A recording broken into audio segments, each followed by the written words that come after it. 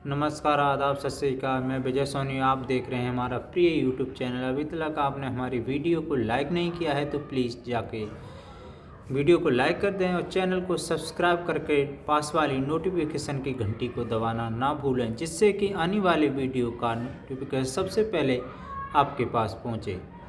दोस्तों, आज की जो सच्ची घटना है ये उत्तर प्रदेश राज्य के बुलंदशहर के पास एक छोटा सा गांव पड़ता है उसकी है। इस वीडियो में गांव का जिक्र नहीं करना चाहता, क्योंकि इस वीडियो में किसी बहन बेटी की इज्जत का सवाल है। दोस्तों, बुलंदशहर के एक पास का ही गांव है, उसकी बहन दिल्ली में रहती है, जिसका नाम सुजाता और पति का नाम सोनू होता है। उसके जीजा का रोड एक्सीडेंट में जीजा और जीजी दोनों बाइक से आ रहे थे तो उन्हें नोएडा के पास में ही उन्हें एक्सीडेंट हो जाता है।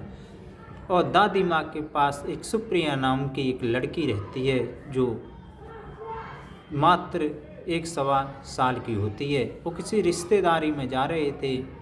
दोस्तों, जब उनका देहांत हो जाता है तो उसके निगम और रुद्रेश नाम के मामा उस लड़की को उसकी दादी की मृत्यु होने के बाद अपने पास बुला लाते हैं।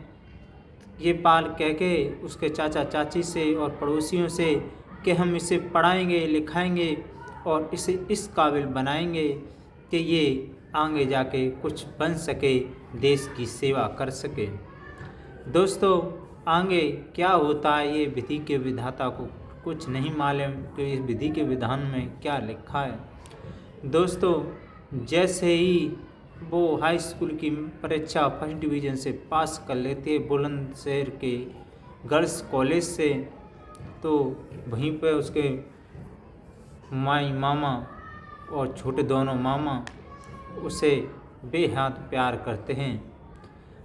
कब उसका पारिवारिक प्यार उसे मोहब्बत में बदल जाता है। जैसे जैसे यंग और जवानी की दहलीज पर वो लड़की पैर रख ही रही थी तो उनके दोनों मामाओं के दिल और दिमाग में उसके प्रति कुछ गलत कृत्य करने का ख्याल आया, क्योंकि उसके छोटे मामा की शादी नहीं हुई थी और बड़ा मामा भी उसका लफंगा टाइप का था, या उसे यूँ कह सकते हैं वो मन चला व्यक्ति था। जब उसका छोटा मामा उसे लड़की को छेड़ रहा था तो बड़ा देख लेता है तो कहता है मैं तेरी वीडियो वायरल कर दूंगा। ये सब इसके साथ कृत्य करती है, वो मेरे साथ कर। इधर छोटा भाई भी सहमा हुआ था कि बड़ा भैया ने हमें जो कुछ भी देखा है कहीं समाज में किसी और से न कह दे। दोस्तों, जब वो ना चाहते हुए उस लड़की को एक दिन जब स्कूल से आई थी हारी थकी बेड पर लेट जाती है, छोटा मामा लेफ्ट और बड़ा राइट बैठ जाता है और उसके साथ गलत करने लगता है। कभी इधर हाथ फिराता है कभी उधर। दोस्तों, हरकत करते हुए वो लड़की सहमी डरी हुई करे तो करे क्या, क्योंकि उन मामाओं के सिवा उनका इस दुनिया में कोई नहीं था, क्योंकि उन मामाओं ने उन्हें पाला था। क्या पता है ये मामा उस लड़की के लिए कंस की भूमिका निभाएंगे। दोस्तों, कहते हैं बुरा किसी का सगा नहीं है, ना मानो तो कर देखो, जिसने जिसका बुरा किया उसके घर उजड़ देखो। दोस्तों, गलत करने वाला कभी भी सुख की ज़िंदगी नहीं जीता है। उसकी ज़िंदगी कीड़े मकोड़े की समान होती है और भीतर उसके निंदा और जलन भरी होती है।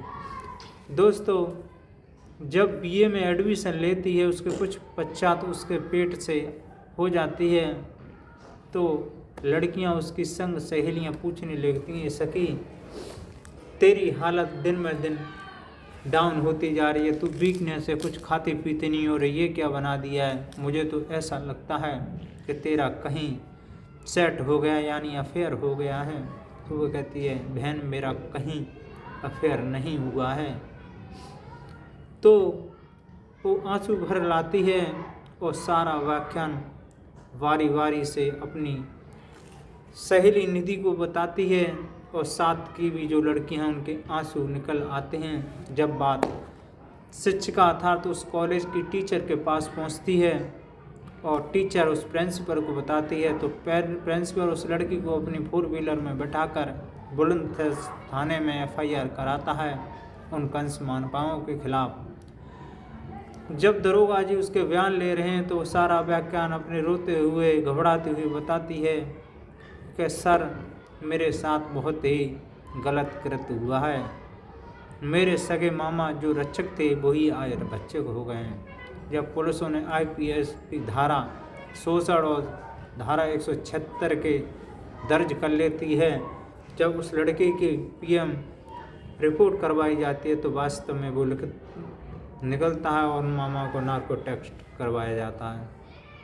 नार्को टेस्ट करवाने के बाद सारा का सारा वही निकलता है। पुलिस उन दोनों को रास्ते में लेके फिलहाल बुलंदशहर के थाने ले जाते हैं, थाने से अलीगढ़ जेल में शिफ्ट कराती है। दोस्तों सारी ये खबर जग जाहिर है, तो ऐसे दरिंदों से आपको भी सावधान रहना चाहिए। अपनी बेसहारा किसी भांजी और बहन को कभी गलत नीयत से नहीं देख जाइए। फिलहाल वो दोनों मामा अपने कृत्य की सज़ा अलीगढ़ जेल में बिता रहे हैं। जब उनकी बीवी जाती है तो कहती है कि तुम्हें पता नहीं था, तुम्हारी एकमात्र इकलौती भांजी थी, उसके साथ तुम्हें शर्म नहीं आई। तो आंसू भर लाता कहता है, प्रिय मेरे जवानी के जोश में और भांजी के रूप को देखकर मुझ पर रहा नहीं गया, लेकिन जो मैंने किया है वो कोई और न करे। आज की सच्ची कहानी आपको कैसी गई कमेंट करके ज़रूर बताएं। इससे भी बढ़िया मैं कहानी रोज़ लेते आता रहूँगा। जय हिंद।